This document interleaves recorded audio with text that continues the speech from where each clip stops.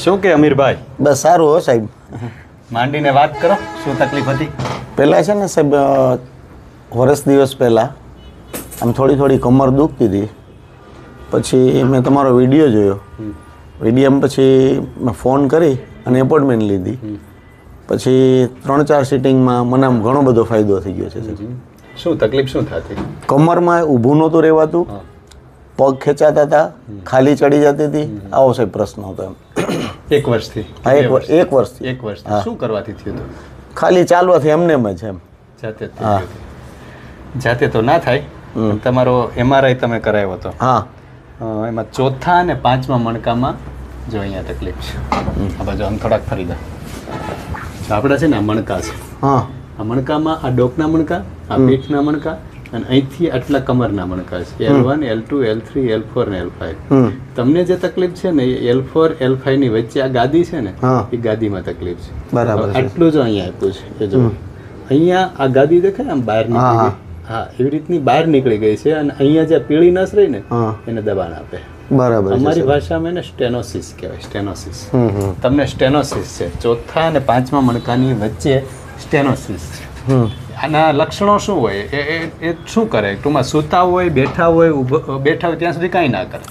પણ જેવા ચાલીએ, જેવા ઊભા રહીએ એટલે એ જે નસ છે ને એ નસ ઉપર દબાણ આવે, એનાથી આપણા બંને પગમાં પાવર ઓછો આવે અને દુખાવો થાય અથવા ખાલી ચડે અથવા ક્યારેક બળતરા થાય. આને અમારી ભાષામાં સ્ટેનોસિસ કહેવાય. નિયમ પ્રમાણે આવા કેસની અંદર ફરજિયાત ઓપરેશન આવે. બરાબર છે સાહેબ.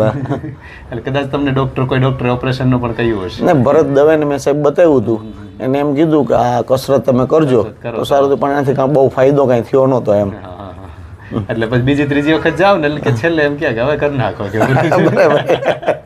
શરૂઆતમાં બધા એમ કે તોય ભરત દવેનું કામ સારું છે, એ ખોટા ઓપરેશન ના કરે. નથી કરતા. એ ગુજરાત લેવલે સારું આપણું એક નાક ઘરેણું છે. બરાબર છે સાહેબ. ભરત દવેનું કામ સારું છે.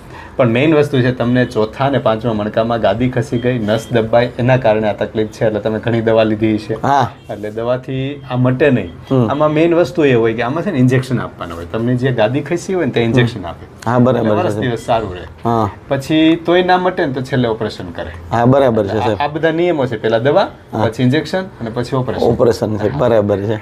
એમ કરતા સારું થઈ જાય. પણ આપણી આ જે પદ્ધતિ છે કે જેને આપણે કાયરોપ્રેક્ટિક કહીએ કે બોન સેટિંગ, એમાં આપણે જે નસ દબાતી હતી એને આપણે કડાકા આમ કર્યું એમ કરતા એને ખોલી. એટલે રિઝલ્ટ 90% ઉપર મળ્યું છે મને. બરાબર છે સાહેબ. તમે પહેલા આવ્યા ત્યારે ઊભું રહેવામાં ચાલવામાં બહુ તકલીફ, ખાલી ચડી જતી હતી બહુ એમ. અને કાંઈ બેસી જવું પડે, તરત જ બેસી જવું પડે. હવે એમાં સારું છે. આ જે રિઝલ્ટ તમને મળ્યું ને એટલું રિઝલ્ટ તમે ઓપરેશન કરો ને એટલે મળે. બરાબર છે સાહેબ. એટલું રિઝલ્ટ એમાં મળે. પણ વગર ઓપરેશન સારું રિઝલ્ટ તમારી પાસે મળ્યું છે એવું એમ. એટલે ભગવાનની દયા છે કે આપણા હાથમાં આવી કે જેનાથી આ મીઠું એમ.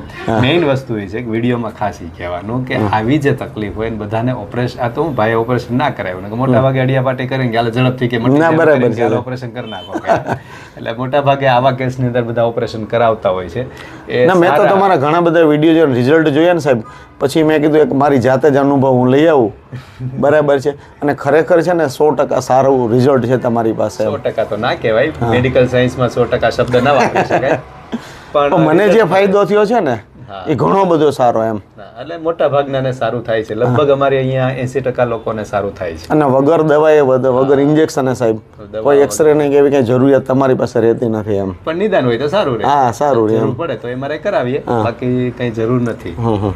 પણ મેઇન વસ્તુ એ છે કે દવા વગર, ઇન્જેક્શન વગર ને ઓપરેશન વગર જો મટાડવાની આપની ઈચ્છા હોય તો આવી સારવાર પદ્ધતિ લઈ શકાય. 100% લઈ શકાય સાહેબ તમારી પાસે એમ. બાકી ઓપરેશન કરવું હોય તો આપણે ક્યાં ના છે. ના બરાબર. હલન કરાવતા બરાબર છે. અમુક ને ઉતાવળ હોય તો કરાવી નાખે. ના, પણ એનાથી કઈ ફાયદો નથી ને સાહેબ. એ બેડ રેસ્ટ તો રહેવું જ પડે છે ને ઓપરેશન પછી. ઓપરેશન જેટલી જ આપણે તમે છે ને કેટલું જોઈએ 1 2 3 4 5 ને 6 7 વખતમાં રેડી થઈ ગયું. તો 7 વખત એટલે મતલબ મોસ્ટ ઓફ 2 મહિના. 2 મહિના થયા છે. 2 મહિનામાં તમે રેડી થઈ ગયું. તો 2 મહિના એટલે ઓપરેશન કરે તો 2 મહિના જ ઊભા થાય. એનું નક્કી જ નથી રહેતું સાહેબ. મને ખોટખા પણ રહી જાય છે, એની કોઈ ગેરંટી રહેતી નથી એમ. એટલે અહીંયા તો એવું કઈ છે નહીં સાહેબ એમ. એટલે સારું ખાલી તમને ચડતી હતી અને ઊભું રહેવામાં ચાલવામાં, એટલે સ્ટેનોસિસ અમારી ભાષામાં આને સ્ટેનોસિસ કહેવાય. સ્ટેનોસિસનો ક્લિયર કટ કેસ ના જ મટે એમ કે આ લોકો. બરાબર. પણ ના ઘણો બધો ફાયદો છે. ભલે તો બરાબર. ભલે સર, ભલે સર, જય શ્રી કૃષ્ણ.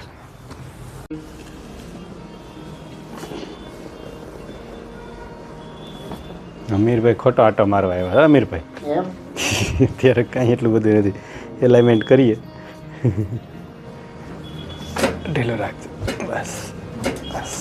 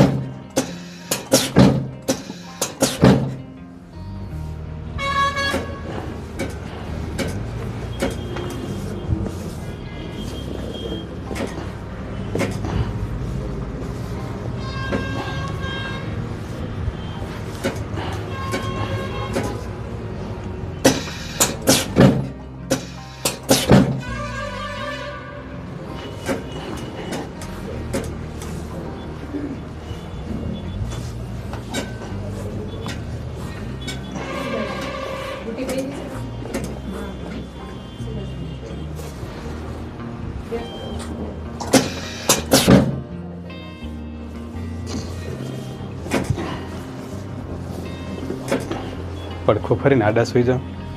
બેન અહીં જોવા આવ્યા છે ને બેનને બતાવતા નથી.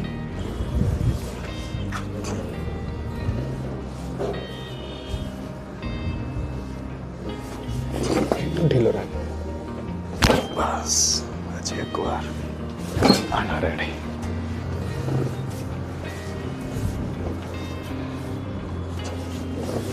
ઢીલો રાખ.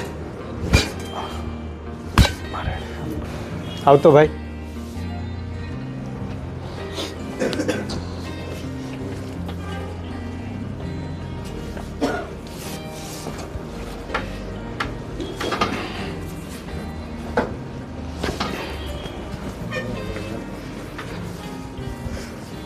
અહીંયા જ રાખ બસ.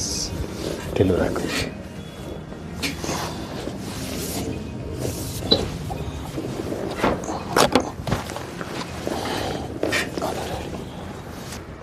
પગ સીધા કરી નાખો.